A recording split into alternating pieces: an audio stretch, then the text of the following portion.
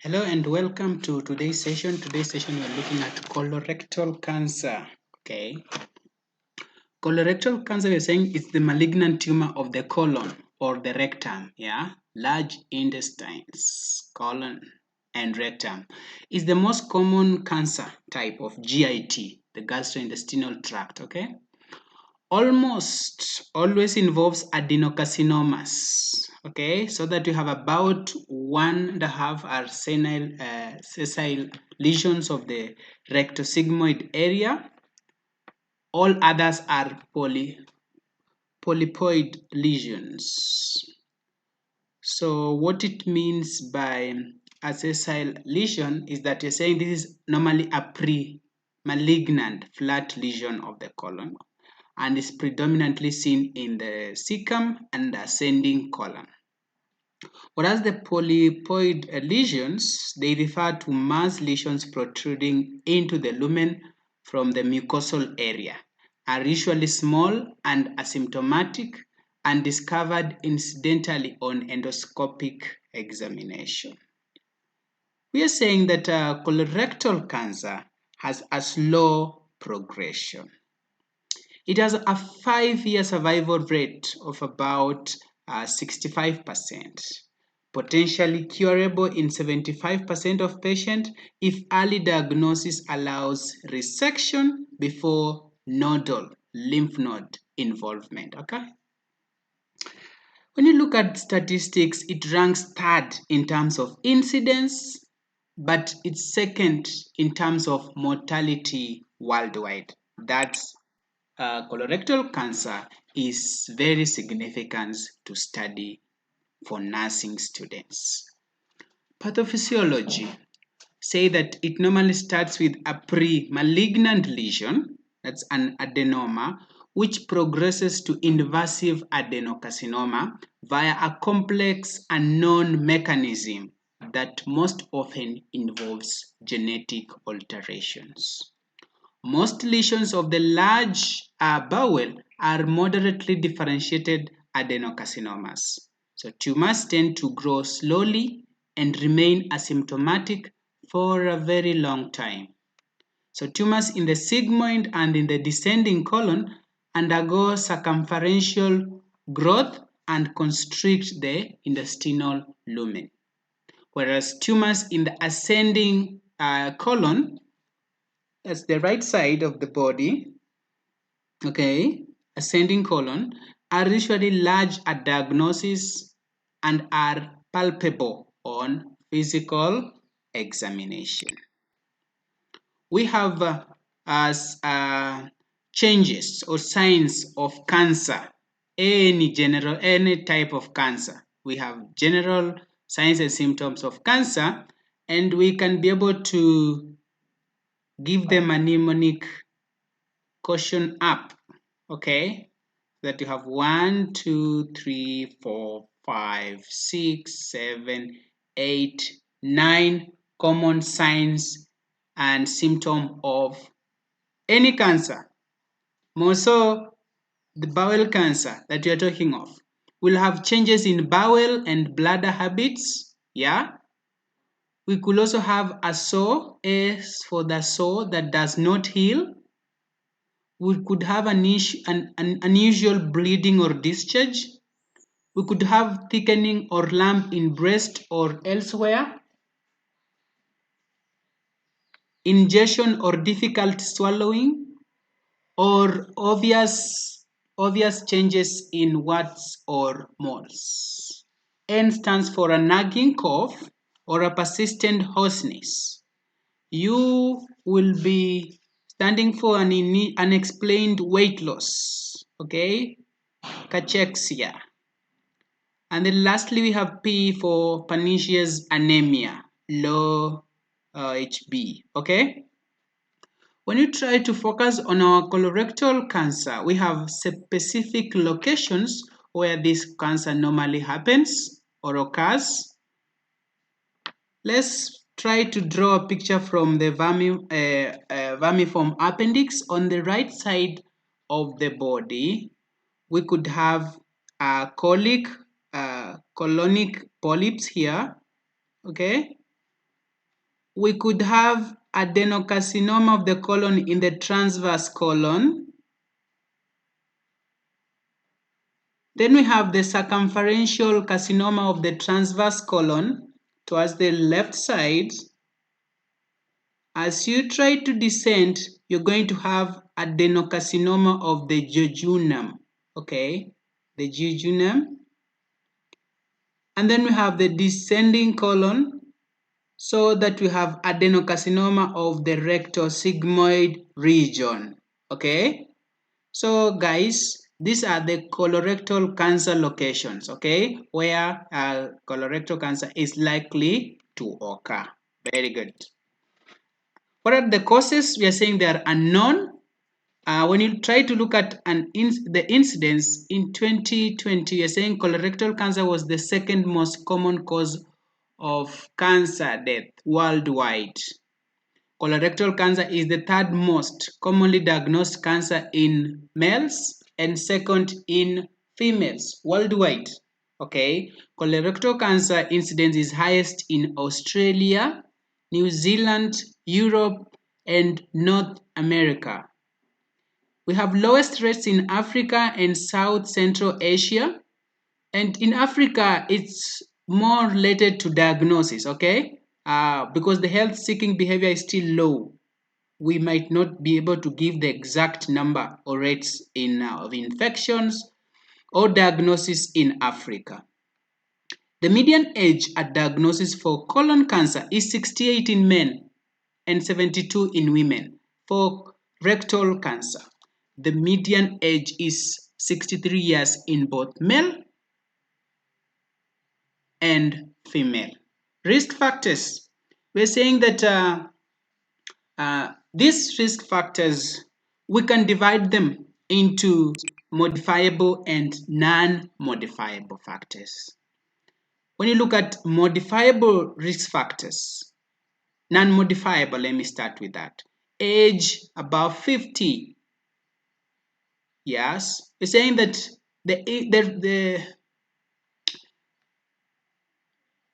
when you look at the age, the incidence increases with age. But you're saying you can do physical exercise to try and limit the progression, okay? Familial history of colon cancer, it puts you at an increased risk. Personal history of colon cancer, history of other previous cancers, genetic bowel conditions, and inflammatory bowel diseases. All of them, they are likely to interfere with genetic mutations that eventually lead to causation of colorectal cancer. When you look at modifiable factors, we have low fiber and high fat diet, meat cooked in high temperatures. Okay, diet low in fruit and vegetables, heavy consumption of alcohol, cigarettes, sedentary obesity. Saying that food cooked at high temperatures is likely to alter, yes, the chemical properties of those food items that places you at higher risk of manipulation of the other normal original cells, okay? So we have modifiable and non-modifiable risk factors. Complications. Complication is saying that you have anemia, bleeding, rectal bleeding, low HB, rectal bleeding, bowel obstruction, especially when you're talking about the left-sided tumors. Remember, the left-sided is where we are descending to the rectum. Then we have adverse effects of the chemotherapy and radiations. After surgery, you could have complications such as infection, strictures, abscess formation, and pneumonia.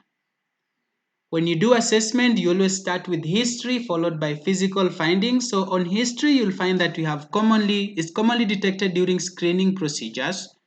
Yeah, it's an incidental finding in most cases. The stools could be black, and it could have evidence or reporting of rectal bleeding, abdominal aching, pressure, or dull cramps. Patients could report of weakness and fatigue. Patient could also report GIT disturbances such as diarrhea, anorexia, constipation, weight loss, vomiting. Patient could also report of intermittent abdominal fullness, rectal pressure, urgent need to defecate on arising. When you try to look at right colon tumors and left colon tumors, you find that right colon tumors, there will be no signs and symptoms in early stages because the stool is liquid in the right part of the colon.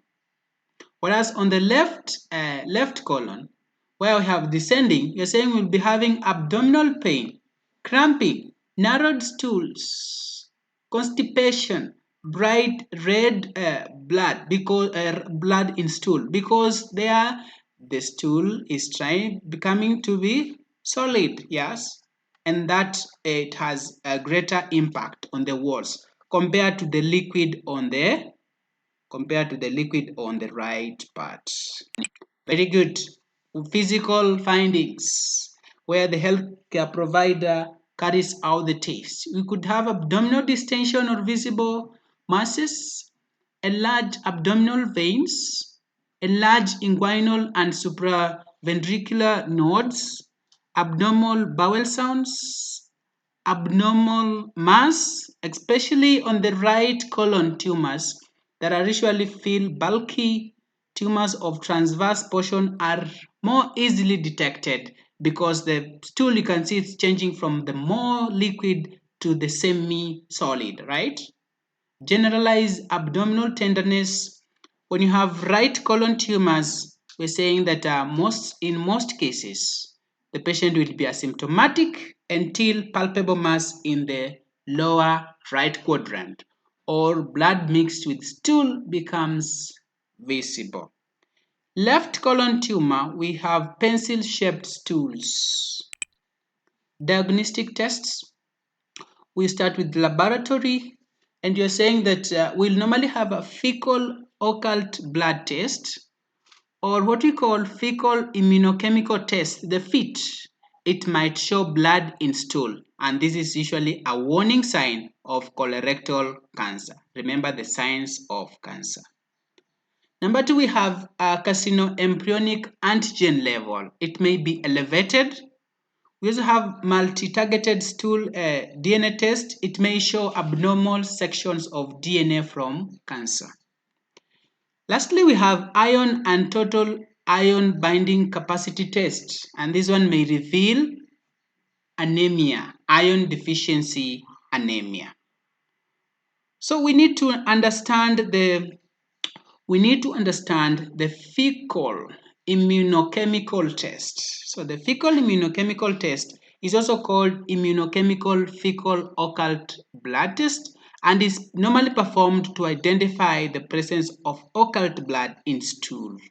So the test normally reacts to the part of the human hemoglobin protein found in the red blood cells. Specimen collection for this test is similar to that of the immunochemical fecal occult blood tests. Okay, so FIT is easier. That is a fecal immunochemical test is easier to use because it requires no diet or medication restriction and because specimen collection is easier. In addition, FIT is less likely to react with bleeding from the upper GI tract. Okay, so like the immunochemical food occult blood test, multiple stool samples are needed, and if the results are positive, a colonoscopy is required for further investigation. What about imaging? They're saying that computed tomography normally provides a computer-simulated endoluminal perspective of the air-filled distended colon and may be performed in patients with incomplete or failed colonoscopy or in whom colonoscopy is contraindicated. Computed tomography scanning determines the stage, okay? So that we have stage 0 to stage 4. Rectal ultrasonography determines the extent of rectal lesions. What about the diagnostic procedures? We will have colonoscopy, which permits visual inspection and photography of the colon up to the ileocecal valve and provides access to the polypectomies and biopsies of suspected lesions. We also have the proctoscopy or the sigmoidoscopy.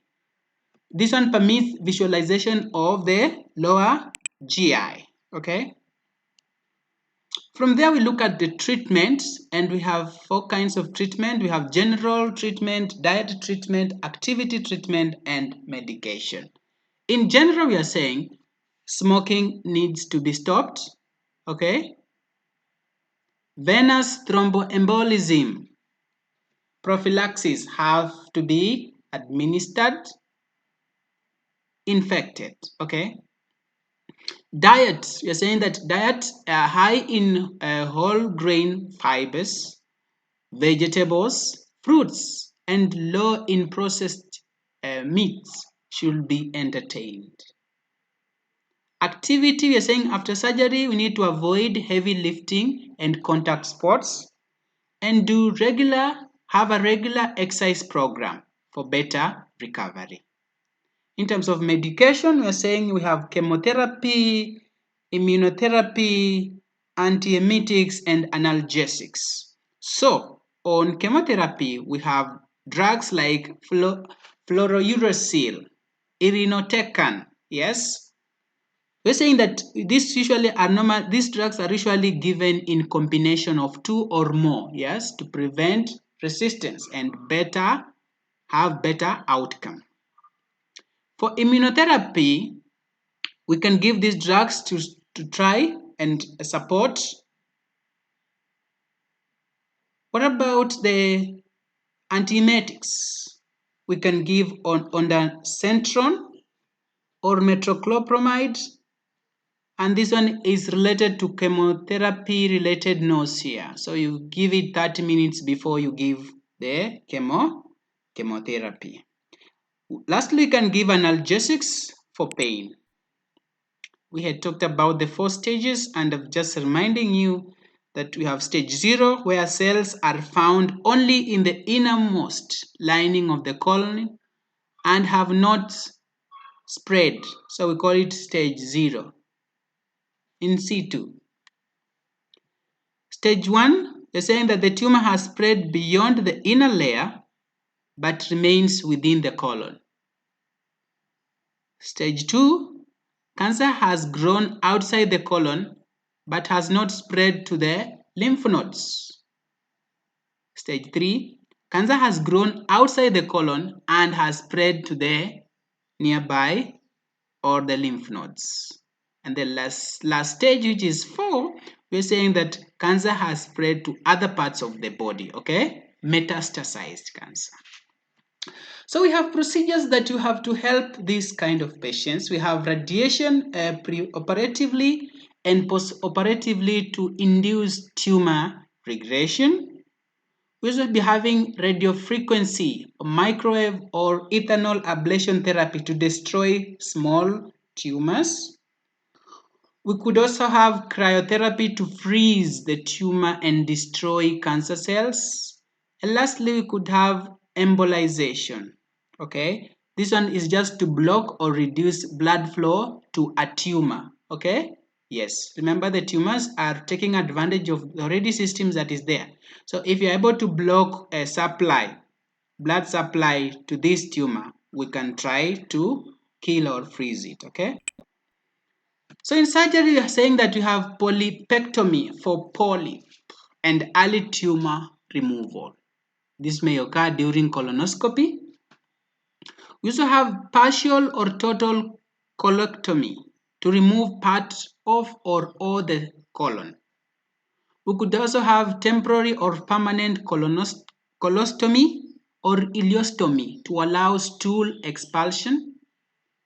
We also have polypectomy and local excision for rectal cancer to remove polyps and small cancers on the inside lining of the rectum.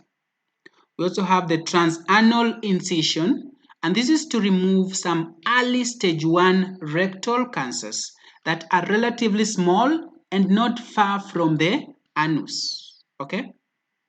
We also have transanal endoscope microsurgery, and this is to remove early stage 1 rectal cancers that are higher in the rectum. Okay? We also have low anterior resection to remove rectal cancers in the upper part of the rectum, close to where it connects with the colon. We also have the protectomy with coloanal anastomosis to remove the entire rectum containing cancers in the middle and lower third of the rectum, with subsequent connection of the colon to the anus.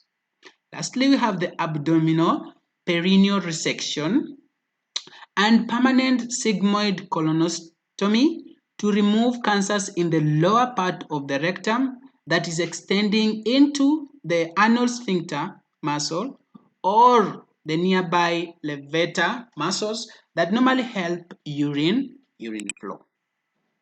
What are the nursing consideration? Start with nursing intervention. We are saying that you need to provide support and encourage verbalization of fears and concerns, assist in providing the patient and the family with information related to the treatment plan, and always allow time for questions and answer questions honestly. So, assist with developing positive coping strategies. Arrange for the patient to speak with someone who had a similar experience, if appropriate, to reduce fears and to mitigate feelings of being alone. Okay, give prescribed drugs. Provide information to the patients about prescribed chemotherapy, including possible adverse effects. Pre-medicate the patients with antiemetics about 30 minutes before administration to care for or to cater for, or to make sure that chemotherapy associated nausea is managed. Organize for group care activities to provide the patients with uninterrupted rest periods. So encourage use of energy conservation measures, since most patients will be reporting with weakness and fatigue.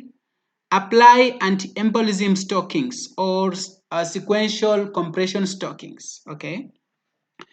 You need to provide preoperative care, and in preoperative care, what are you doing? You prepare the patient both physically and psychologically for the surgery.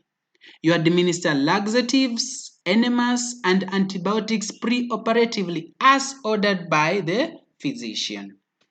You arrange for preoperative visit by the wound ostomy and the continence nurse, if available, depending on the resources. What about the post-operative? After the operation, you need to assess cardiopulmonary status, okay? You need to encourage the patient to perform coughing and diaphragmatic breathing exercise and incentive spirometry. Advise the patient to splint the incision area to decrease pain and facilitate coughing. Encourage early ambulation. Assess the surgical site and perform site care as ordered. You need to auscultate bowel sounds and remember to only report that the bowel sounds are missing after 5 minutes auscultating all the 4 quadrants. Inspect the ostomy if present, note the integrity of the surrounding tissues, and check the passage of stools, noting the amount, color, and consistency. You also need to screen for and assess the patient's pain. Okay? Treat the patient's pain as ordered, okay, using both non-pharmacological, pharmacological, or a combination of both approaches. Closely monitor a patient who is prescribed opioid treatment and is identified as being at risk for overdose outcomes. Reassess and respond to patient's pain by evaluating the response to treatment and progress towards pain management goals. You need to monitor the stools, monitor the diet, the adverse effects of chemotherapy or radiation. Postoperative monitoring, look at the vital signs, intake and output, hydration, nutritional status, electrolyte levels, wound site. Yeah, we could have postoperative complications. Look at the bowel function, pain level, effectiveness of the pain interventions, and psychological status of the patient. So here are some of the associated nursing procedures that you're going to assist these patients in doing. Okay, so thank you so much, and we wish you all the best in your doing. Remember, colorectal cancer needs to be given the care that it requires. For more information, let's meet again. Okay, goodbye, have a nice day.